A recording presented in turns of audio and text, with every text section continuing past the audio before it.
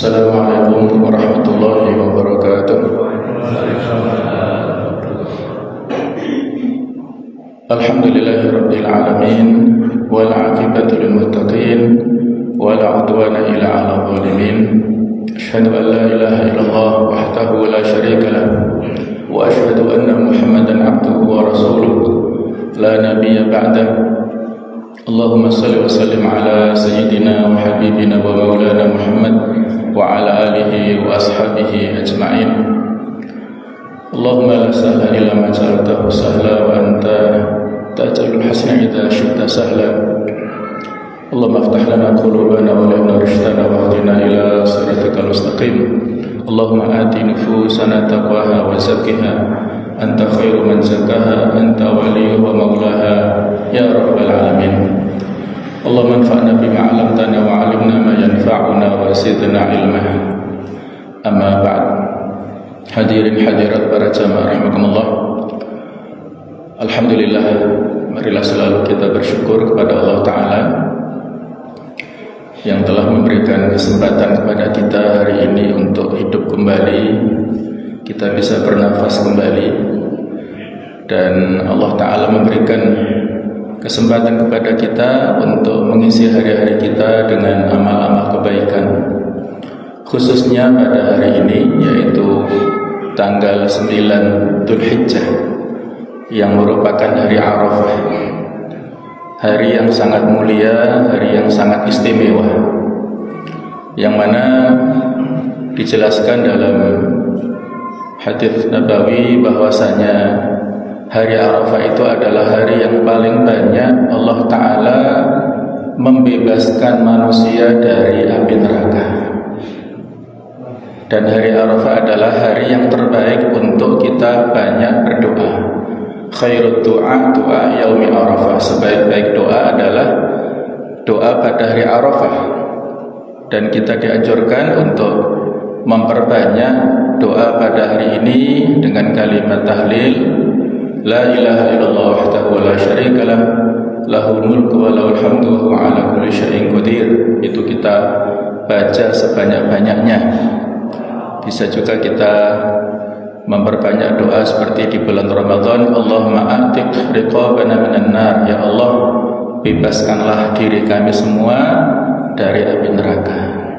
Jadi inilah kita ditakdirkan untuk berada pada hari ini, dan alhamdulillah untuk tahun ini tidak ada perbedaan hari antara ormas dan pemerintah serta keputusan Saudi sama, sehingga kita harus lebih maksimal dalam mengisi hari-hari ini. Sebisa mungkin kita di samping berdoa juga disunahkan puasa. Siyamu yaumi Arafah ihtasibu 'ala Allah an yukaffira as-sana allati qablahu was-sana allati ba'dahu. Fadilah puasa Arafah adalah bisa menghapuskan dosa kesalahan 1 tahun yang telah lewat dan 1 tahun yang akan datang. Jadi monggo kita apabila tidak ada udzur, kita berpuasa pada hari ini ya. Kalaupun tidak sempat niat atau tidak sempat sahur juga nggak apa-apa, asalkan kuat. Karena puasa sunnah tidak harus niat pada saat malam harinya ya. Kalau memang betul-betul nggak kuat ya gimana lagi ya, mokel misalnya, itu kalau sudah sangat darurat. Kalau tidak ada udzur, monggo kita berpuasa pada hari ini. Hadirin hadirat rahimakumullah. Tema kita pada pagi hari ini tentang meneladani keluarga Nabi Ibrahim alaihissalam. Tema yang sangat penting dan sering sekali dikupas oleh para ustadz kita, para mubalik. Namun karena begitu pentingnya tema ini, maka tidak bosan-bosannya kita mengkaji dan terus mempelajari tentang sejarah hidup perjuangan Nabi Ibrahim bersama dengan keluarganya ini. Hadirin hadirat rahimakumullah. Di dalam Al-Quran, Allah Subhanahu wa Ta'ala menyampaikan kata Ibrahim itu sebanyak 69 kali. Jadi kalau di ranking dari nama Rasul yang ada di dalam Al-Quran, maka Nabi Ibrahim ini menempati ranking kedua dalam hal penyebutannya. Jumlah nama yang disebutkan nama Nabi Ibrahim dalam Al-Quran ini ranking 2 dari Rasul. Yang pertama yang terbanyak itu Nabi Musa alaihissalam, sejumlah 136 kali.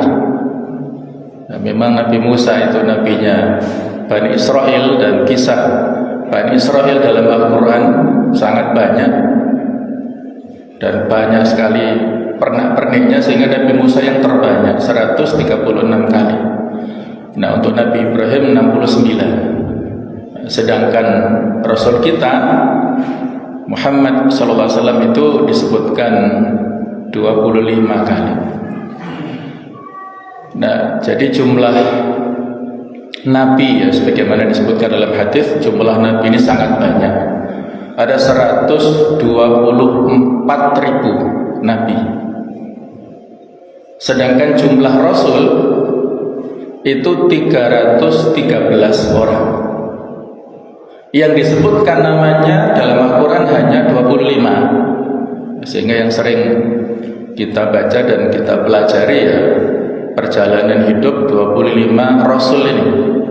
Selebihnya tidak disebutkan dalam Al-Quran. Ada disebutkan sebagian isyarat-isyaratnya ya, tetapi tidak disebutkan secara eksplisit. Nah, Nabi Ibrahim ini disebutkan di dalam 25 surat yang kita sebutkan di sini, mulai dari Al-Baqarah sampai dengan surah Al-A'la. Biasanya kita baca ya, Suhufi Ibrahim wa Musa. Nah, itu akhir surah Al-A'la, disebutkan nama Nabi Ibrahim. Hadirin hadirat rahimakumullah, tentang keluarga Nabi Ibrahim alaihissalam ini, beliau memiliki ayah dan ibu. Tentang nama ayahnya ini para ulama berbeda pendapat. Ada yang menyebut Azar, ada yang menyebut Terah atau Tarikh. Jadi menurut jumhur ahli nasab, di antaranya adalah Abdullah bin Abbas, nama ayah beliau ini Tarikh atau Terah ini. Dan ada yang berpendapat bahwa Azar adalah nama berhala yang disembah oleh ayahnya Nabi Ibrahim. Jadi tidak nama ayahnya langsung, tetapi nama berhala. Nah, pendapat lain mengatakan bahwa masing-masing ini dua nama itu adalah sama-sama dikenal ya. Salah satu berupa nama asli, sedangkan yang adalah nama panggilan. Jadi kita tidak mempersoalkan tentang perbedaan nama ini, biasa ya. Kalau nama Ibrahim sendiri dalam bahasa Ibrani disebut Abraham, yang artinya adalah bapak manusia atau bapaknya umat, bapaknya orang banyak. Yang mana ini adalah nama Arab Ajam ya, sehingga alam Ajam ya, nama yang asing yang tidak bahasa Arab asli ya, sehingga di antara tanda alam Ajam itu tidak ada tanwinnya. Nah, Ibrahim itu akhir hurufnya tidak ada tanwinnya, itu menunjukkan nama yang bukan dari bahasa Arab asli. Kalau di bahasa Arabkan, maka ada yang berpendapat Ibrahim ini dari dua kata, yaitu ab dan rohim. Ab artinya ayah, abun ya, abun itu ayah. Kemudian rohim yang penyayang, abun rohim ayah yang penyayang. Memang itu identik dengan sifat beliau, seorang ayah yang memiliki sifat kasih sayang kepada keluarganya. Itu tentang nama ayahnya. Sedangkan nama ibunya, baik itu sumber Al-Quran maupun Alkitab, tidak menyebutkan nama secara spesifik ibu Nabi Ibrahim. Kemudian menurut Ibnu Asakir, seorang ahli sejarah, ibunya bernama Amilah. Sementara menurut Al-Kalbi, ibu kandung Ibrahim bernama Buna binti Karbeta bin Karfi yang masih keturunan daripada Nabi Nuh alaihissalam. Nah, sedangkan saudara-saudaranya Nahor ini tetap tinggal di Irak. Jadi Nabi Ibrahim ini berasal dari Ur yang ada di Irak sana. Beliau petualang, nanti kita sebutkan peta perjalanan hidup beliau. Kemudian Betul itu salah satu putra Nahor. Nah, sedangkan Ribka ini putri Betul yang nantinya menikah dengan Ishak. Jadi ceritanya nanti pada saat Ishak sudah layak waktunya untuk menikah, Nabi Ibrahim mengutus seseorang untuk mencarikan calon istri jauh-jauh dari Palestina ke kampung halamannya di Irak sana. Dan ternyata ketemulah ini Ribka yang akhirnya nanti menjadi istri daripada Nabi Ishak alaihissalam. Kemudian Harun disebut beliau ini meninggal pada saat di Ur, saat Azar masih hidup. Nah, sedangkan Lut ini yaitu putra Harun dan nantinya menjadi Rasul. Jadi pada saat nantinya Nabi Ibrahim berdakwah di kampung halamannya, itu banyak sekali mendapatkan pertentangan, termasuk juga dari ayahnya yang tidak menerima dakwahnya Nabi Ibrahim.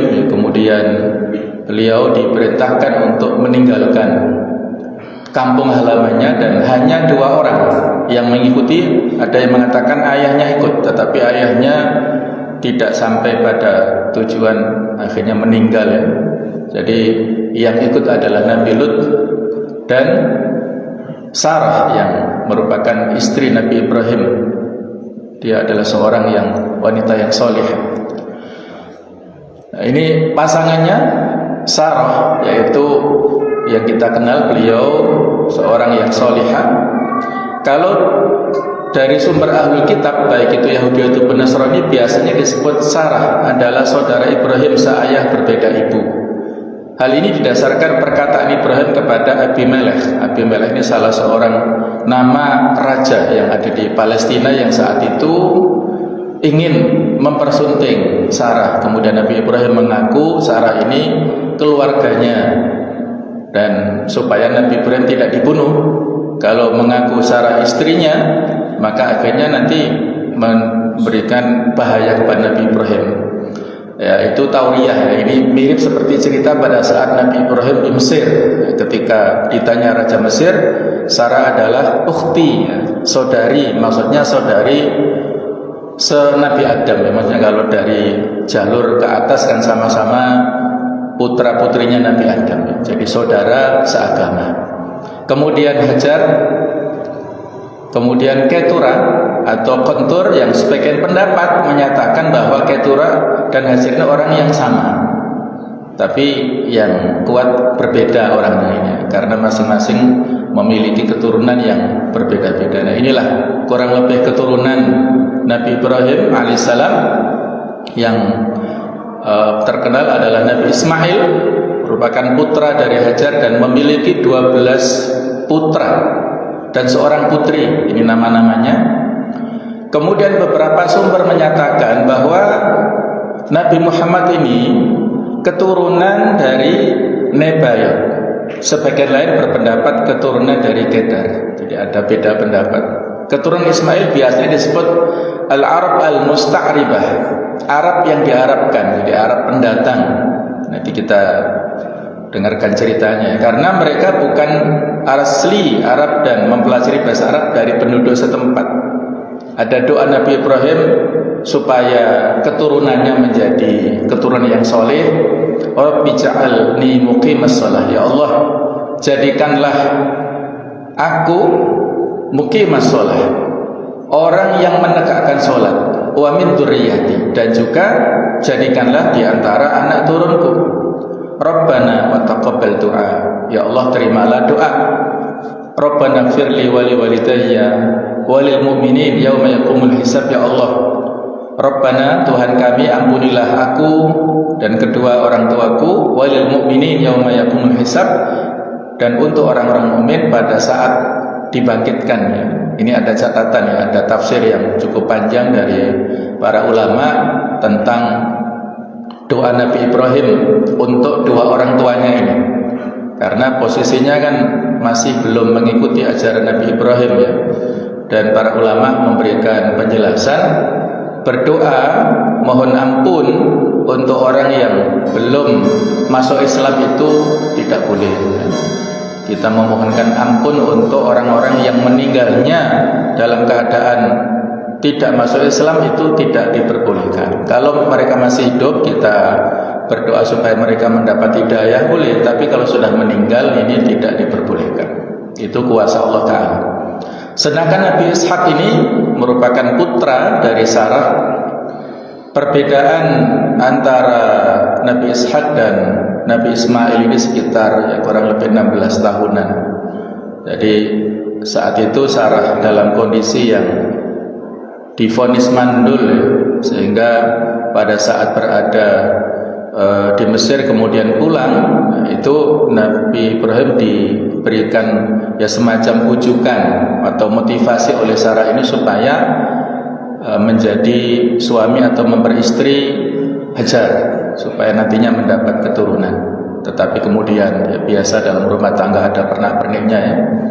Jadi ketika Nabi Ismail sudah lahir, kemudian Allah Ta'ala memberikan atau menyuruh kepada malaikat yang saat itu menyamar sebagai tamu. Ada mengatakan 3 ya, yang malaikat yang menyamar sebagai manusia bertamu kepada Nabi Ibrahim dan memberikan berita gembira tentang nanti lahirnya Ishak. Ada putranya Esau ini, putra sulung. Sebagian ulama mengatakan bahwa dia adalah kakek moyangnya Nabi Ayub. Dan juga putra Ishak yang berikutnya Nabi Yakub.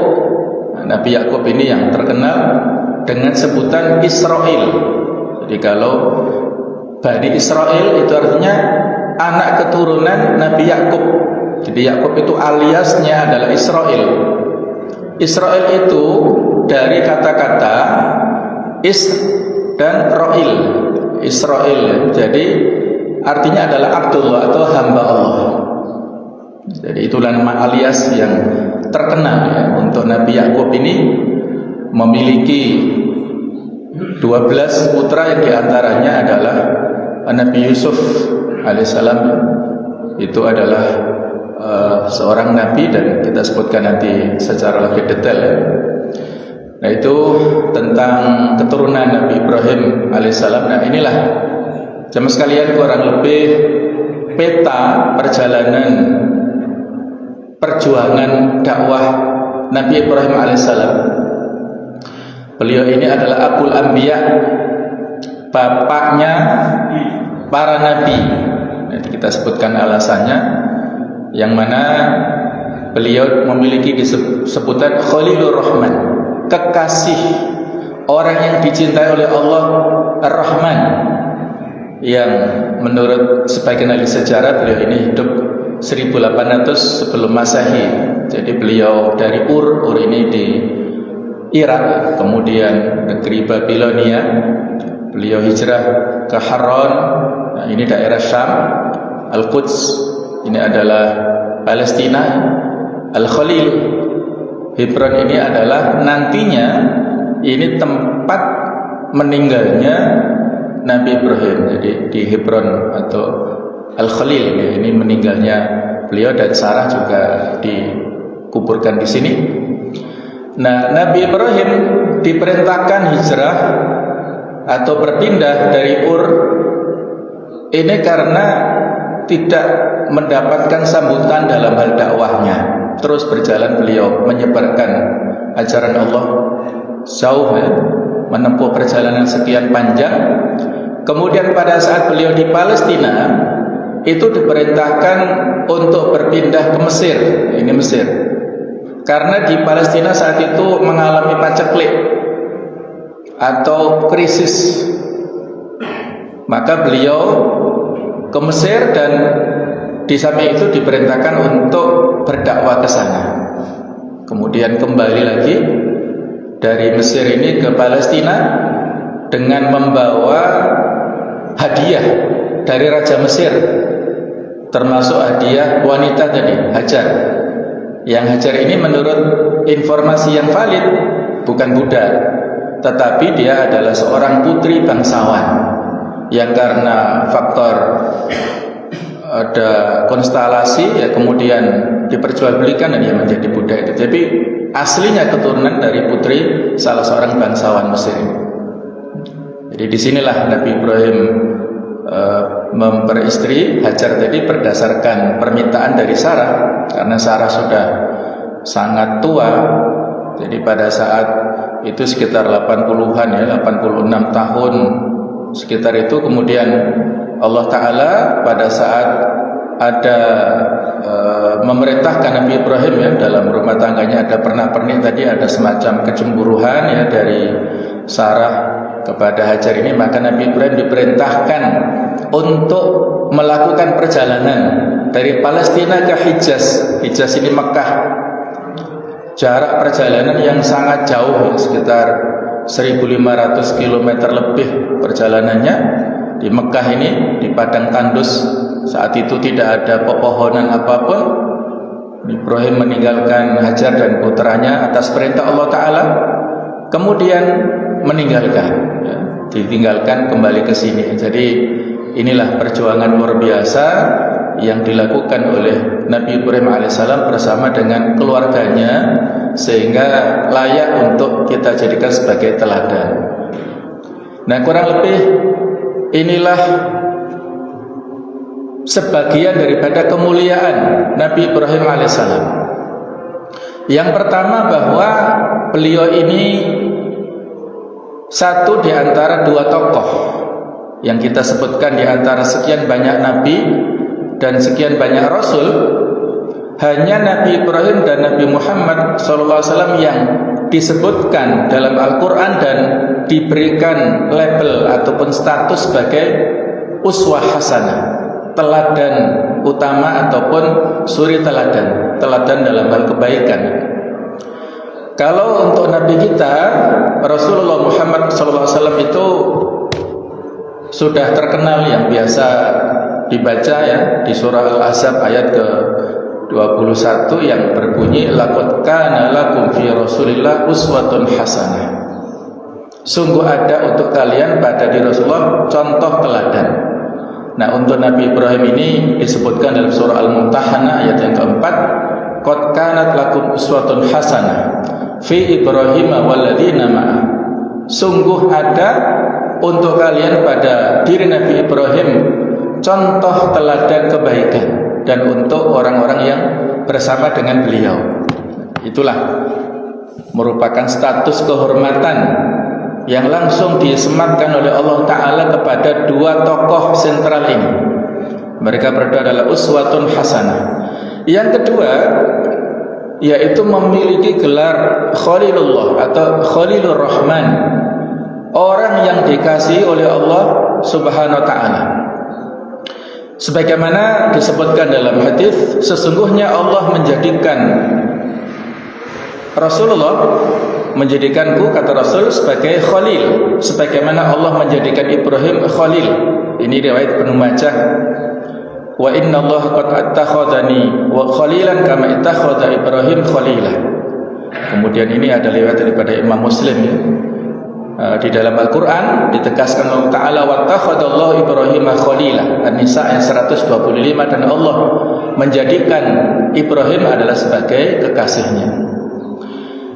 Yang ketiga, kemuliaan Nabi Ibrahim dulu adalah diabadikan dalam sholawat yang disebut dengan sholawat Ibrahimiyah, sholawat yang biasa kita baca pada saat tasyahud, baik itu tasyahud awal ataupun akhir ya. Tasyahud awal ini para ulama beda pendapat hukumnya. Kalau yang akhir ini kita diperintahkan untuk membaca sholawat Ibrahimiyah, Allahumma sholli ala Muhammad kama wa ali Muhammad kama sholaita ala Ibrahim wa ala Ibrahim. Jadi ini sholawat Ibrahimiyah yang merupakan petunjuk dari Nabi kita Muhammad SAW, yang seolah-olah di sini memberikan isyarat supaya kita menjadikan beliau berdua ini sebagai qudwah tadi. Ini sangat terkait dengan uswah hasanah tadi. Dan yang keempat, Ibrahim ini adalah Abul Anbiya, bapaknya para nabi dan rasul. Alasannya kalau kita lihat di sini ya, ada silsilah nasab keluarga Nabi Ibrahim, baik itu ke atas ataupun ke bawah ini. Catatannya Al-Quran tidak menjelaskan silsilah Ibrahim selain bahwa ayahnya bernama Azar yang tadi sudah kita singgung, atau Terah atau Tarikh tadi, Taruh atau Tarikh. Nah, kalau kita lihat di sini ya, mulai dari Nabi Adam sampai dengan Sam, kemudian memiliki saudara Azar atau Taruh ini, keturunannya adalah Nabi Ibrahim. Dan kalau diruntut sampai ke bawah, ya, jadi Nabi Ibrahim alaihissalam memiliki keturunan, ya, di antara keturunannya ada yang menjadi nabi di sini Nabi Syu'aib, kemudian dari Nabi Ismail itu sampai kepada Nabi Muhammad SAW. Kemudian dari Nabi Ishaq ini ada Nabi Yakub alaihissalam yang kita sebutkan memiliki 12 orang putra tadi. Salah satunya ada Nabi Yusuf. Kemudian ini ada di antara keturunannya yang nantinya bernama Yahuda ini, atau disebut Yahudi keturunannya ya. Kalau Yahuda ini orangnya, kalau pengikutnya itu adalah Yahudi ini dari sini. Nah, jadi inilah kalau kita hitung anaknya Nabi Ibrahim yang menjadi Rasul ini 18 orang. Ini kan jumlah yang sangat banyak, sehingga disebut Abul Anbiya, bapak dari para nabi. Dari 25 ini 18 dari anak turunnya Nabi Ibrahim. Nah, jamaah sekalian, mereka orang-orang ahlul kitab Yahudi dan Nasrani ini dari keturunan atau pengikutnya, baik itu pengikut Nabi Musa ataupun dari Yahuda ini ya, mereka ini berharap supaya Nabi akhir zaman ini dari keturunan Bani Israel, sehingga ketika ada konflik di negeri Syam sana, di Palestina, mereka tersebar ya, ketika mereka kalah diusir oleh orang-orang Romawi, mereka tersebar kemana-mana, ada ke Afrika, ada ke Eropa, ada juga yang ke Jazirah Arab, termasuk ke Madinah. Di antara motif mereka datang ke Madinah, orang-orang Yahudi ini, dalam rangka untuk menyambut kedatangan Rasul akhir zaman. Tapi ternyata Rasul akhir zaman ini bukan dari keturunan Bani Israel, sehingga mereka tidak mau menerima kerasulan Nabi Muhammad ini. Mereka sangat kenal betul tentang ciri-ciri Rasul akhir zaman. Tetapi ketika diketahui keturunannya bukan dari keturunan Nabi Yakub, ya, Yakub kan Israel ya, maka mereka menolak. Karena Nabi Muhammad keturunan daripada Nabi Ismail. Padahal kalau diruntutkan sama saja ya, Nabi Yakub anaknya Nabi Ishaq, Nabi Ishaq anak dari Nabi Ibrahim. Sama ini, Nabi Ismail artinya ujung-ujungnya kan juga sama ke Nabi Ibrahim. Ya, tetapi karena ada hasad dari mereka itulah sehingga tidak menerima kerasulan Nabi Muhammad SAW. Ini kurang lebih silsilah Nabi Ibrahim ya, bersama dengan anak turunnya.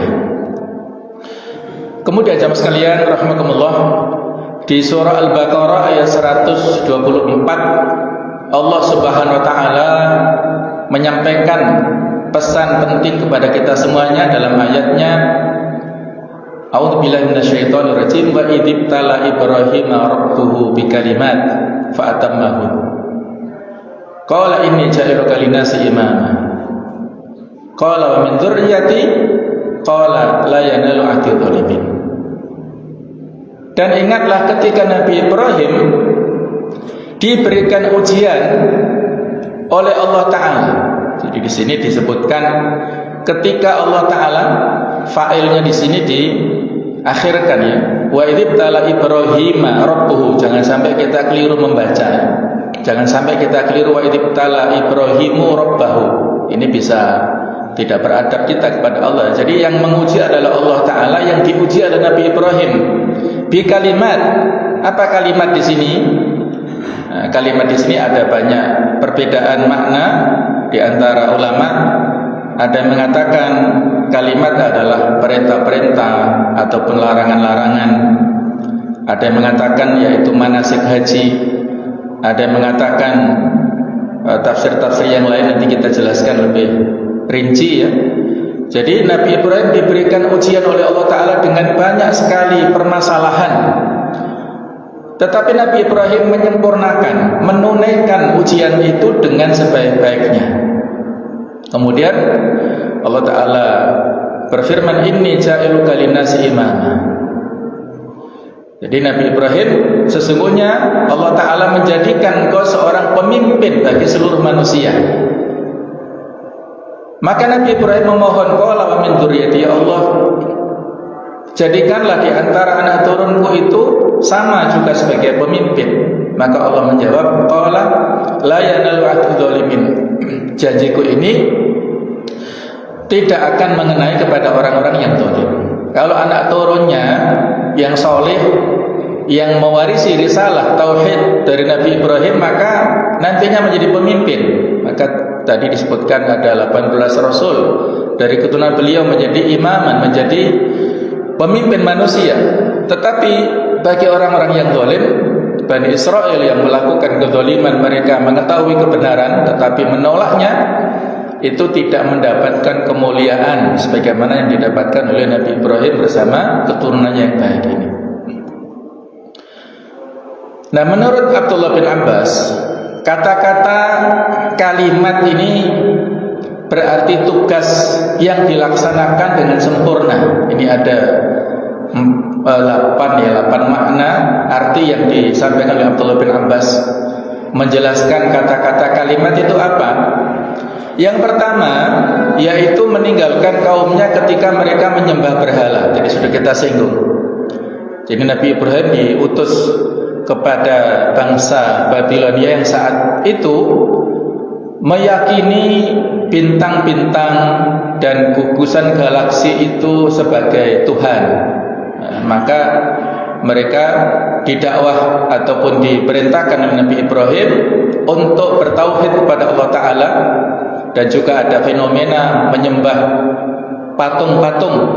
Jadi pada saat pada puncaknya Nabi Ibrahim tidak bisa diterima dakwahnya oleh orang-orang kaumnya tersebut, Nabi Ibrahim diperintahkan meninggalkan. Kalau di sini diabadikan, inna bura'u minkum, kami terbebas dari apa yang kalian sembah. Terbebas. Jadi Nabi Ibrahim punya ya semacam al-bara'. Jadi sikap berlepas diri dari kaumnya.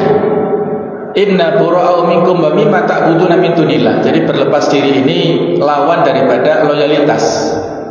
Loyalitas itu adalah merupakan ketaatan dan juga kecintaan, mengikuti kepada yang diikuti, atau Allah Ta'ala adalah al-ilah atau al-ma'luh, yang dituhankan, kemudian yang ditaati, yang dicintai.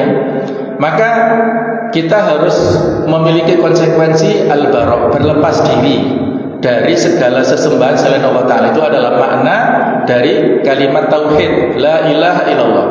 La ilaha, tidak ada satupun zat yang boleh untuk kita sembah, kita ibadahi, kita taati illallah, kecuali Allah Ta'ala.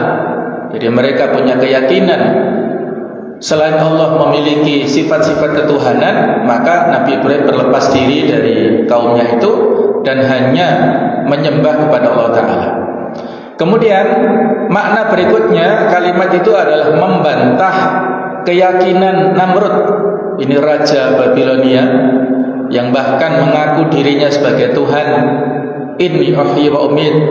Ketika Nabi Ibrahim membantah Tuhanku bisa menghidupkan dan mematikan, Namrud dengan kedzalimannya mengatakan aku juga bisa menghidupkan dan mematikan, yaitu ada 2 orang yang lewat, 2 orang budak, yang satu dibiarkan hidup, yang satu dibunuh. Itu makna menghidupkan dan mematikan, ya. Makna akal-akalan daripada Namrud ini. Nah, tetapi Nabi Ibrahim mengatakan, fa innallaha yahdi bisyamsi minal masyriq, Allah memunculkan matahari dari timur. Fa'ti biha minal maghrib, coba munculkan dari barat. Maka Namrud enggak mampu, ya. Akhirnya karena marah, maka Nabi Ibrahim dilemparkan ke api, ya. Jadi beliau bersabar ketika dilemparkan ke api. Api yang sangat tinggi saat itu, masyarakat dimobilisir untuk mengumpulkan benda apapun dalam rangka supaya bisa menjadi bahan bakar api yang tinggi, yang sangat ini, ya. Dan Nabi Ibrahim saat itu dilemparkannya pakai semacam manjanik, ketapel besar dari arah jauh karena saking besarnya api ini. Ada perbedaan di antara ahli sejarah. Sebagian mengatakan Nabi Ibrahim berada di api ini sampai 40 atau 50 hari. Tapi Allah alam sejauh mana kebenarannya. Saat itu makhluk-makhluk Allah Ta'ala berusaha untuk memadamkan api, maksudnya binatang. Kecuali satu binatang yang menjulur-julurkan lidahnya untuk memberi angin supaya apinya semakin besar. Apa binatangnya? Ya, cicak atau semacamnya, ya, dan sejenisnya. Bisa tokek atau yang lainnya yang besar. Sehingga kita juga diperintahkan untuk membunuh, ya. Kalau orang yang bisa membunuh cicak ataupun sejenisnya 1 kali, itu lebih banyak pahalanya. Kalau 2 kali maka lebih sedikit, dan begitu pula kali lipatnya, ya. Nah, ini tentang kesabaran beliau, ya, pada saat dilemparkan ke api dengan ketawakalannya, dan hijrah ke Mesir. Tadi sudah kita ceritakan untuk misi dakwah, mendakwahkan Raja Mesir dan orang-orang yang ada di sana. Yang yang kelima, menjamu tamu dengan baik. Tadi sudah kita singgung, ya. Jadi pada saat Nabi Ibrahim pulang dari Mesir ke Palestina, itu diberi oleh-oleh oleh Raja Mesir karena ketakjuban, ya. Pada saat Sarah berada di Mesir itu dirayu oleh Raja Mesir karena kecantikan Sarah. Kemudian setiap kali Raja Mesir mau mendekat Sarah itu lumpuh, tidak bisa bergerak. Kemudian minta maaf, ya, minta maaf dan akhirnya meninggalkan Sarah. Tetapi diulang lagi untuk yang berikutnya, terus lumpuh lagi sampai pada akhirnya, ya, mengetahui kalau Sarah ini bukan wanita main-main. Akhirnya menanyakan, siapa kamu, begini begitu, ya, dan mengaku dia adalah istri Nabi Ibrahim itu, dan akhirnya damai, ya. Dan kemudian pada saatnya diberikan kelonggaran dan diizinkan untuk kembali ke Palestina, diberikan oleh-oleh yang sangat banyak, harta, kemudian juga perhiasan, dan juga tadi pembantu spesial tadi yang bernama Hajar itu. Sehingga pada saat Nabi Ibrahim pulang ke Palestina itu, beliau seorang yang sangat dermawan. Ketika datang malaikat yang menyamar sebagai manusia, disuguhkan oleh Nabi Ibrahim sapi panggang, tetapi malaikat ini tidak mau memakannya. Ada mengatakan tiga orang malaikat ini punya misi.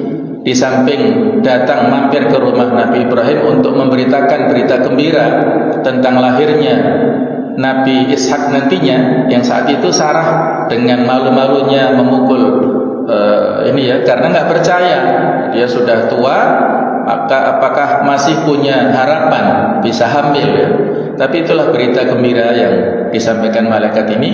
Nah, di samping itu malaikat ini juga punya misi untuk datang ke Nabi Lut, ya, di Yordania, yang mana saat itu sebagai peringatan kepada Nabi Lut yang telah mendakwahkan kepada kaumnya, menginformasikan, dan akhirnya kaumnya, ya, ini cerita lainnya, ya. Jadi kaum Nabi Lut adalah di negeri Sodom sana, yang mereka menyukai sesama jenis, dan ketika malaikat-malaikat yang datang dengan penampilan pemuda-pemuda yang sangat ganteng ini membuat kaumnya Nabi Lut kan tertarik. Yang saat itu istrinya Nabi Lut kan wanita yang tidak solihah ya.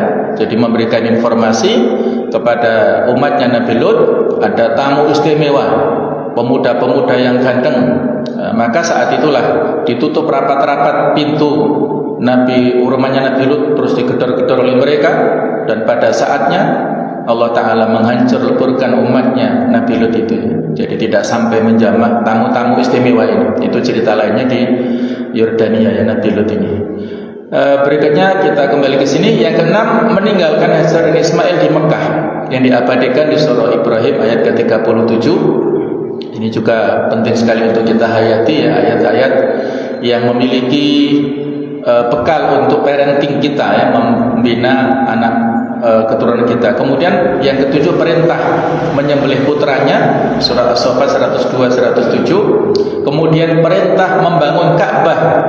Jadi Ka'bah ini sudah ada titiknya sebelumnya di Baitul Haram, yang menurut riwayat ada yang mengatakan dulu dibangun oleh malaikat Jibril, kemudian dibangun ulang oleh Syith, keturunan daripada Nabi Adam. Dan pada saat banjir besar yang terjadi pada zamannya Nabi Nuh, hilang, situsnya hilang. Kemudian pada saat Nabi Ibrahim ini diperintahkan untuk membangun kembali pondasi Ka'bah, yang diabadikan di sini surah Al-Baqarah 127, yang kita jadikan sebagai Allah Ta'ala perintahkan kepada Nabi Muhammad setelah berpindah kiblat dari Baitul Maqdis ke Mekah, ke Ka'bah ini. Dan sampai sekarang kita jadikan sebagai pusat ataupun kiblat dalam rangka untuk sholat ya, ke Ka'bah ini. Itulah jasa ya, yang diwariskan oleh Nabi Ibrahim kepada kita semuanya.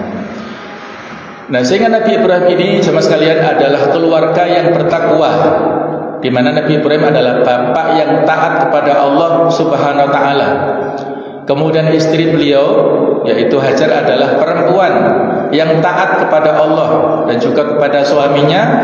Dan akhirnya dari keturunan bapak yang soleh, ibu yang solehah inilah lahir Nabi Ismail alaihissalam yang taat kepada kedua ibu bapaknya. Maka mereka inilah merupakan keluarga ya, yang disebut dzurriyyah yang soleh dan solihah, anak turun keluarga yang soleh dan solihah. Jadi kata kunci dalam membina rumah tangga itu adalah berbasis kepada ketakwaan. Wa tazawwadu fa inna khairaz zati taqwa. Takwa inilah merupakan pondasi yang sangat penting untuk membina rumah tangga sehingga menjadi rumah tangga yang sakinah, mawaddah warahmah. Dan dari jasa Nabi Ibrahim alaihissalam itulah ya, berkat ketaatan dan doa seorang nabi, hasilnya dapat kita lihat hingga saat ini, yaitu keberadaan Ka'bah dengan Masjidil Haram yang luar biasa ya. Ada ibadah haji Mekah dan Baitullah, kemudian air Zam-Zam ya, ini merupakan warisan ya, semacam prasasti yang ditinggalkan oleh Nabiullah Ibrahim alaihissalam bersama dengan keluarganya yang abadi sepanjang masa atas izin Allah Subhanahu wa taala. Jadi inilah ya, kurang lebih kalau kita lihat bagaimana sejarah kehidupan beliau di antara sekian panjang perjuangan beliau yang ada di lembah Bakkah. Kalau di surah Al-Imran 96 Allah mengatakan inna awwala baitin wudi'a lin-nas lalladzi bi Bakkah mubarakah. Sesungguhnya rumah pertama yang dibangun di atas bumi ada di Mekah. Mekah itu disebut Bakkah. Orang Arab ada sebagian yang menyebut mim menjadi ba, Makkah menjadi Bakkah. Di samping makna secara bahasa, Bakkah ini bisa bermakna ziham syadid, yaitu kepadatan yang sangat padat, karena Mekah sejak dulu sudah menjadi ya, semacam destinasi tujuan untuk berkunjung, berniaga dan juga melaksanakan ibadah haji ya, sejak zaman jahiliyah. Kemudian diteruskan, ditetapkan oleh Rasulullah lewat perintah Allah Ta'ala untuk melaksanakan haji ini. Ini kurang lebih peta bagaimana dari waktu ke waktu, dan sekarang luar biasa ya perkembangannya yang jauh ya, daripada yang dulu. Jadi orang-orang Quraisy dulu banyak berdiam di sekitar Ka'bah ini. Tetapi karena Ka'bah dan Masjidil Haram ini mengalami perluasan yang luar biasa, maka orang-orang Quraisy yang dulu berdiam diri di sekitar Ka'bah ini ya semacam tergeser. Kalau sekarang mereka orang-orang Quraisy ini banyak yang domisilinya di Taif, bukan di sini lagi, tapi banyak yang pindah ke Taif. Itulah kurang lebih kisah keberadaan orang-orang Quraisy yang menjadi kakek moyangnya Rasulullah, yang aslinya Fihr. Fihr itu kakek moyang Nabi yang nama lainnya adalah Quraisy. Jadi jemaah sekalian, kita ambil beberapa kesimpulan dari sekian banyak poin-poin keteladanan keluarga Nabi Ibrahim alaihissalam. Yang pertama, Nabi Ibrahim sangat kuat memegang teguh akidah dan syariat. Di antara ayat yang bisa kita ambil pelajaran surah Al-Imran 67, nanti bisa kita cek ini mungkin terjemahannya. Maka Ibrahim Yahudiyya wala Nasraniyya. Tidaklah Nabi Ibrahim itu seorang Yahudi ataupun Nasrani, walakin kana hanifah muslimah. Tetapi Nabi Ibrahim adalah seorang yang lurus, yang memegang keislaman, jadi memegang teguh Islam. Wa makana minal musyrikin, beliau sama sekali tidak termasuk orang-orang yang musyrik. Jadi Nabi Ibrahim seorang yang hanif, sehingga orang-orang yang mengikuti agama beliau disebut hunafa, orang-orang yang lurus. Jadi pada masa jahiliyah itu ada orang-orang yang mengikuti agamanya Nabi Ibrahim, agama tauhid yang disebut Hanafiyah. Nah, itu agama yang lurus yang tidak menyembah kepada berhala. Nabi Ibrahim ini adalah seorang nabi yang maksum, yang dijaga oleh Allah Ta'ala, tidak pernah melakukan kekafiran ataupun kesyirikan ataupun dosa-dosa besar maupun kecil. Beliau dijaga sebagaimana nabi dan rasul yang lain, tidak pernah meragukan ketuhanan Allah. Beliau tidak pernah menyembah selain Allah Ta'ala. Kalau kisah-kisah tentang pencarian kebenaran yang dilakukan Nabi Ibrahim ini menurut Ibnu Katsir, bukan beliau sendiri yang melakukannya. Ketika mengetahui bintang, mengetahui bulan, mengetahui matahari, kemudian mengatakan hadza rabbi, itu ya, itu menurut Ibnu Katsir bukan Nabi Ibrahim yang melakukan penyembahan-penyembahan, tetapi itu isyarat dari Allah Ta'ala. Nabi Ibrahim mendakwahkan kepada kaumnya. Ya, kemudian Nabi Ibrahim menegaskan pada akhirnya yang disembah adalah Allah saja, tidak makhluk-makhluk itu, karena makhluk-makhluk ini hilang, tidak abadi, ya, sirna, bintang sirna, bulan sirna, matahari yang lebih besar juga sirna. Yang abadi adalah Allah, pencipta dari semua makhluk itu. Yang kedua yang bisa kita teladani dari keluarga Nabi Ibrahim adalah berdakwah itu harus dengan penuh hikmah. Artinya dengan bijak, ya. Pada saat kita mendakwahkan ini tercermin pada saat Nabi Ibrahim mengajak ayahnya untuk masuk ke dalam agama Islam, agama tauhid, diceritakan pada surah Al-An'am 41 sampai 44 ini. Nabi Ibrahim berdakwah dengan adab seorang anak kepada orang tuanya, menjelaskan dengan santun kepada ayahnya yang menyembah berhala bahwa berhala tidaklah dapat mendengar doa penyembahnya dan tidak dapat melihat penyembahnya. Yang demikian itu bagaimana mungkin ia dapat memberi manfaat kepada penyembahnya, memberi rezeki kepadanya atau penolongnya. Ada kisah yang disebutkan, ya, ketika itu Nabi Ibrahim, ya, membantu ayahnya mungkin pada saat masih kecil atau masih remaja, membawa berhala atau patung. Nah, kemudian ada seorang wanita yang datang kepada Nabi Ibrahim dan mau membeli patung ini. Terus Nabi Ibrahim bertanya, patungmu kemana? Kata wanita, patungnya hilang. Kemudian Nabi Ibrahim bertanya, loh, Tuhan kok bisa hilang? Kok nggak bisa menjaga dirinya? Akhirnya wanita ini tersadar dari nasihat Nabi Ibrahim. Akhirnya dia mengikuti petunjuk Nabi Ibrahim. Kemudian, ya, saat yang lainnya ketika bertemu dengan Raja Namrud, ketahuan, ya, dia mengikuti agamanya Nabi Ibrahim dan akhirnya wanita ini dibunuh. Nah, Jadi wanita ini pada akhirnya tidak sampai bertahan lama dan dibunuh oleh Raja Namrud. Itu salah satu pernak-pernik bagaimana Nabi Ibrahim berdakwah ya, semaksimal mungkin sebisa yang beliau lakukan kepada orang-orang yang ada di sekitarnya. Yang ketiga, bahwa beliau ini memiliki ilmu ya, kita juga demikian, berilmu, memiliki hujah. Hujahnya alasan yang kuat dan beramar ma'ruf nahi munkar dengan penuh keberanian. Nabi Ibrahim telah diberi hujah yang kuat oleh Allah Ta'ala sehingga selalu dapat mematahkan berbagai dalih yang dilontarkan oleh musuh-musuh Islam ketika berdebat. Beliau mengatakan, wa tilka hujjatuna atainaha Ibrahim ala qaumi. Itulah hujah yang kami anugerahkan kepada Nabi Ibrahim untuk menghadapi kaumnya. Karena memiliki hujah yang kuat inilah Nabi Ibrahim berhasil membungkam para penduduk daerah Haran yang menganggap bulan, bintang dan matahari sebagai Tuhan. Ibrahim menjelaskan kepada mereka bahwa bulan, bintang dan matahari tidak layak disembah karena mereka adalah makhluk yang mengalami perubahan, terbit lalu tenggelam. Jadi inilah dakwah Nabi Ibrahim kepada kaumnya ya. Para ulama beda pendapat kapan sebenarnya Nabi Ibrahim diangkat menjadi Rasul, dan tidak ada dalil yang jelas, teks yang jelas kapan Nabi Ibrahim diangkat sebagai Rasul. Tetapi isyarat-isyaratnya bisa kita baca di surat An-Nahl 120 dan 121 ya. Dan pada saat itu Nabi Ibrahim dikatakan Allah Ta'ala, walaqad ataina Ibrahim rusydahu min qablu. Jadi Nabi Ibrahim diberikan petunjuk oleh Allah Subhanahu wa taala yang sebagaimana diabadikan di ayat yang bisa kita baca, kita tadabburi. Nah, karena memiliki hujah yang kuat inilah Nabi Ibrahim berhasil membungkam penduduk yang beliau tinggal di situ, berdakwah kepada mereka dengan alasan-alasan yang bagus. Ini juga sebagai pelajaran bagi kita ya.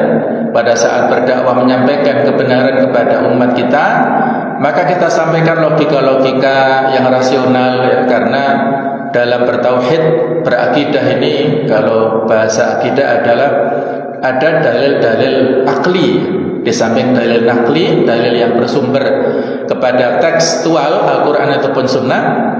Maka kita juga punya dalil akli, dalil logika yang menguatkan apa yang kita sampaikan tentang keberadaan Allah Ta'ala, kekuasaan Allah Ta'ala. Itu penting kita sampaikan sebagai bentuk menyentuh akal dan fitrah yang kita dakwahi tersebut. Ini dicontohkan Nabi Ibrahim. Yang keempat, dalam berjuang menegakkan agama Allah, tidak ada yang perlu ditakuti dan dikhawatirkan selain Allah Ta'ala. Karena rezeki ini telah diatur oleh Allah Ta'ala, ajal sudah termaktub. Hal itu dibuktikan ketika Raja Namrud hendak melemparkannya ke dalam api yang berkobar-kobar. Nabi Ibrahim tidak gentar sedikit pun. Ia yakin sepenuhnya bahwa Allah akan menolong hambanya yang memperjuangkan agamanya. Beliau membaca zikir yang sangat masyhur ya, hasbunallah wa ni'mal wakil, ni'mal maula wa ni'man nasir. Cukuplah Allah dan sebaik-baik sebagai penolong, sebagai yang melindungi itu adalah Allah Ta'ala. Jadi di sini merupakan isyarat pelajaran yang bisa kita ambil ya, hikmah dari perjuangan beliau ketika kita menegakkan syariat Allah, berjuang untuk lillahi ta'ala, maka tidak boleh punya rasa takut dan gentar. Allah akan membersamai hamba-hambanya. Ketika Nabi Ibrahim dilemparkan ke api yang memiliki sifat asasi panas dan membakar, dengan izin Allah, Allah Ta'ala perintahkan kuni bardan wa salaman ala Ibrahim, jadilah engkau wahai api bardan, yaitu dingin, wa salaman dan keselamatan untuk Nabi Ibrahim. Jadi saat itu Nabi Ibrahim disaksikan oleh kaumnya terbakar di sana. Itu mereka mengira Nabi Ibrahim mati, tapi ternyata beliau selamat dengan izin Allah Ta'ala. Ya, bagi yang sebagian mengetahui ini mukjizat, tapi bagi yang masih tertutup hatinya mengatakan ini ya disebut sihir dan lain sebagainya. Ya. Jadi masing-masing berbeda dalam mensikapi keajaiban. Jadi sekali lagi di sini kita dalam berdakwah harus dengan keyakinan totalitas Allah Ta'ala akan melindungi kita selama kita berada dalam kebenaran. Yang kelima, yaitu memiliki tawakal sepenuhnya kepada Allah tanpa meninggalkan ikhtiar. Ikhtiar adalah usaha ya. Jadi kita berdoa dan berusaha. Hal ini tercermin pada peristiwa di mana Nabi Ibrahim meninggalkan Hajar dan Ismail yang masih bayi di Mekah yang tandus dan tiada sumber, yang tadi sudah kita isyaratkan di surah Ibrahim ayat ke-37 ya. Allah Ta'ala memerintahkan Nabi Ibrahim untuk membawa anak dan istrinya di padang Bakkah atau di lembah. Karena takwa dan tawakal yang tertanam kuat di hati Ibrahim dan Hajar, akhirnya Ibrahim meninggalkan keduanya karena menjalankan perintah Allah, dan Hajar rela ditinggal di tempat itu. Ketika Nabi Ibrahim akan meninggalkan Hajar ini, Hajar kan bertanya, "Wahai Nabi Ibrahim, apakah engkau meninggalkan kami di sini di tempat yang tandus seperti ini? Apakah ini perintah Allah?" Kata Ibrahim, "Ya, perintah Allah." Maka istrinya sami'na wa ata'na kepada perintah ini, tidak ada pertentangan. Walaupun demikian, Hajar punya ikhtiar. Ini yang dimaksud ikhtiar ini, beliau pada saat Nabi Ismail menangis kehausan, Hajar punya ikhtiar, melakukan ikhtiar yang diabadikan dari Safa ke Marwah. Itu perjalanan yang diabadikan kita dengan sa'i ya. Itu dalam rangka untuk mencari sumber air. Jangan-jangan di sana ada, di sini ada, dan akhirnya Allah memberikan ini ya, di titik sumur Zam-Zam yang dekat makom ya, dekat tempat berdirinya Nabi Ibrahim nantinya saat membangun Ka'bah. Inilah sumber air Zam-Zam yang sekarang sudah tidak bisa kita akses lagi karena sudah tertutup oleh mataf atau tempat tawaf ya, ini ya. Jadi ini luar biasa, inilah ketawakal yang dilakukan oleh keluarga Nabi Ibrahim dan juga berusaha. Kita juga harus mengambil pelajarannya untuk tawakal dan ikhtiar. Sedangkan yang keenam, yang juga penting kita ambil pelajaran, kita harus bersegera menjalankan perintah Allah seberat dan sebesar apapun resikonya. Di sini disebutkan ya, di antara pelajaran beliau, setelah penantian yang begitu panjang, akhirnya Allah mengaruniakan kepada Ibrahim seorang putra yang kemudian diberi nama Ismail. Putra yang sangat dicintai itu setelah tumbuh menjadi seorang remaja, ya kurang lebih sekitar usia 16 tahunan itu, Ibrahim diperintahkan Allah Ta'ala untuk menyembelih. Dengan ketundukan yang total kepada Allah, Ibrahim segera menjalankan perintah itu tanpa ada keraguan sedikit pun. Wahyunya lewat mimpi ya. Dan sang putra menyambut perintah itu dengan kepasrahan yang total tanpa ada protes sepatah kata pun. Masya Allah, sebuah potret keluarga yang soleh yang lebih mengutamakan perintah Allah dibandingkan dengan apapun selainnya. Ini coba kita renungkan ya. Interaksi antara Nabi Ibrahim bersama dengan keluarga Hajar dan Ismail ini kan sangat terbatas ya, sangat sedikit.